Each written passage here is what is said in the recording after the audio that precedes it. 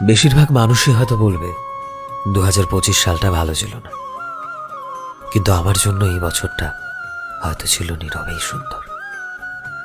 2025 সাল আমাকে এমনভাবে গড়ে তুলেছে যেটা আমি কখনো ভাবতে পারবো না। এ বছরটা আমাকে দেখিয়েছে নিজের ভেতর কিভাবে আত্মবিশ্বাস আনতে হয়। এই বছরটা আমাকে শিখিয়েছে কিভাবে পড়ে যাওয়ার পরও উঠে দাঁড়াতে হয়, কিভাবে ভেঙে যাওয়ার পরও নিজেকে আবারও তৈরি করে টিকিয়ে রাখতে হয়। এই বছরটা শিখিয়েছে যে মানুষ আসবে আর যাবে, এটাই নিয়ম। তার অপেক্ষায় বসে থাকতে হয় না।